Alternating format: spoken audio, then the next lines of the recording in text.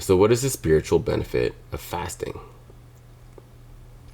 So the way I think about the spiritual benefit of fasting is that the body has a imperative where it is constantly trying to exert control over the actions of the body itself. And it works through the mind because the mind decides the actions, but the actions are the need of the body, right? So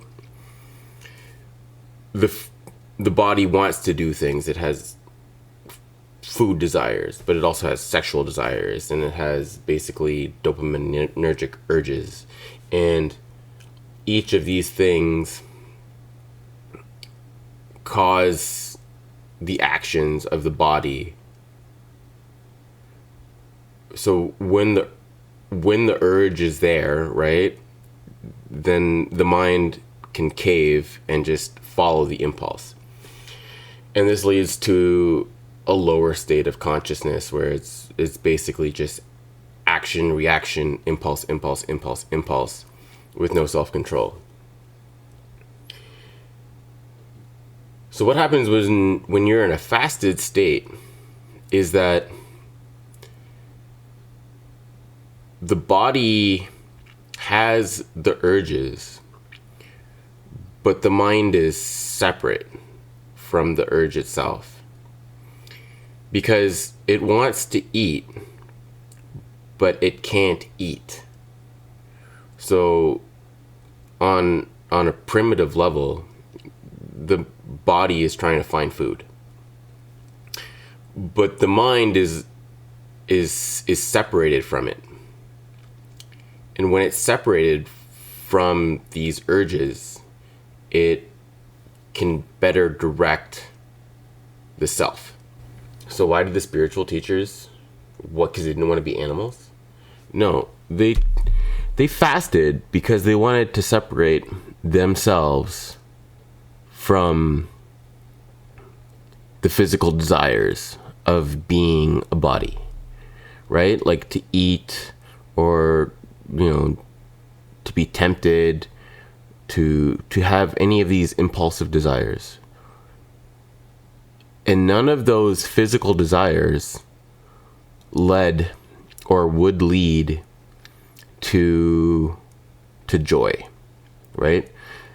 The joy comes from freeing oneself from their body. Actually, I think it's a little bit deeper than that. Is that like, you can't free yourself from your body, but you can become aware of it. And the consciousness, which is the awareness of the body, has its own functional self, right? Like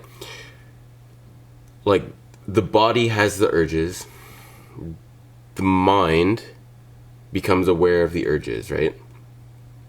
But they're tied together, right? Like the brain's a part of the body. You can't fully separate the two, right? Like they have to be reintegrated.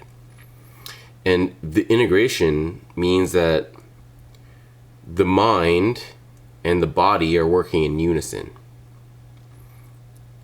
Not the body taking control of the mind, nor the mind taking control of the body. That doesn't work either, right? Like the mind can say, I want to fast indefinitely, and then it eventually will starve, or the body will take over. There's a point where like they act in unison, and the unison is deeper. The unison is actually there's a third part, which is sort of how well does the action follow the principles of the universe itself. So like the example I frequently is to look at the ocean, right? And you can swim in the ocean, but the ocean is bigger than you are. So if you swim with the direction of the ocean, you will flow with the ocean, and it will pass, right? Like there's no friction, because the ocean will be pushing you in the direction, and you're also swimming in the same direction. So, right, like, because the mind can also choose to act with the body against the ocean and then swim against the ocean and make no headway.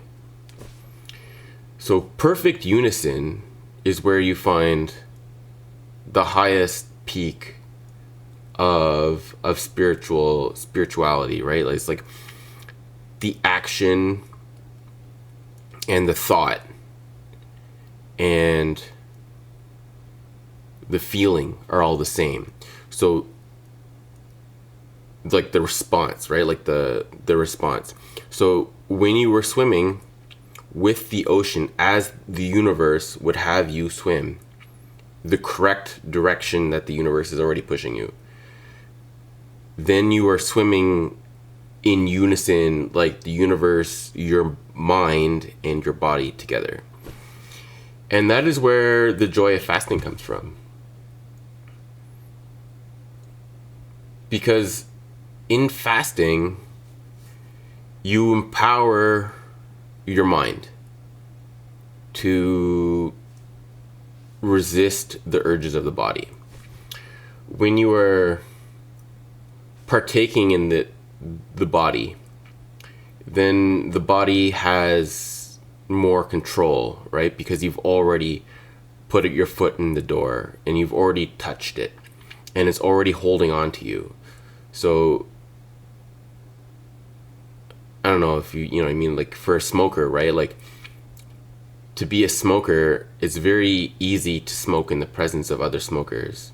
And it's much easier to quit when you're not in the presence of other smokers. The urge goes away. So when you're fasting from food, like, you know, some scientists will tell you it's the reward of practicing discipline, which I'm sure is a part of it. Like you get your dopamine from there too. Scientists talk about the dopamine that you get from fasting itself, is Paleolithic era. But that's not the point. The point is that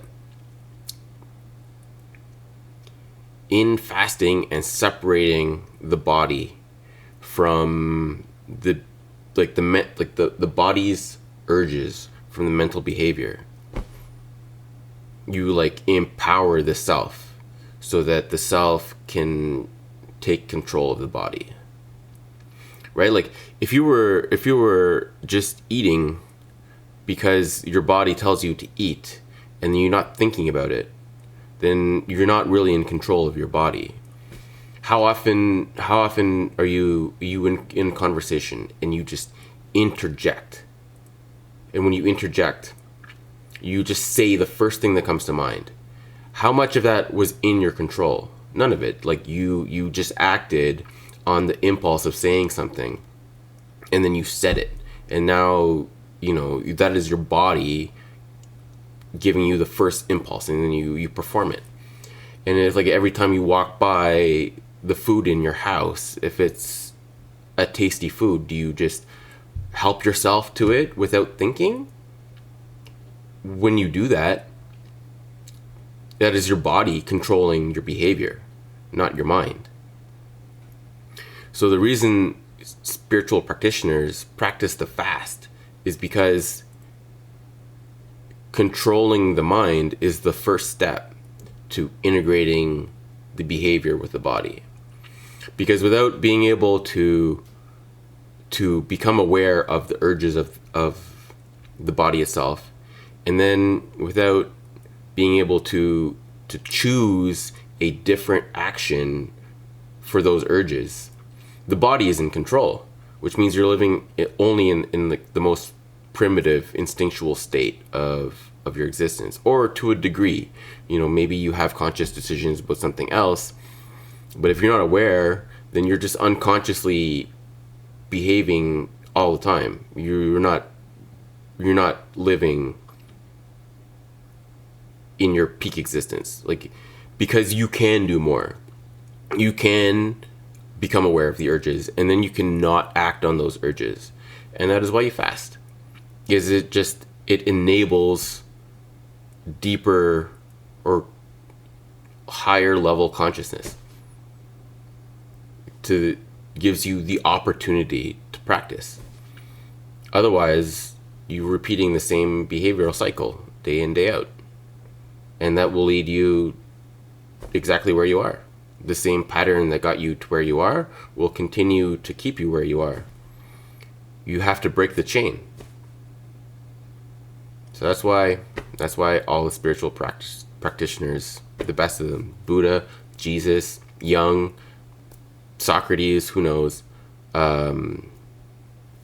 Ramadan, Lent, every scientist right now is telling you to do the same thing. There's such an incredible beauty to fasting.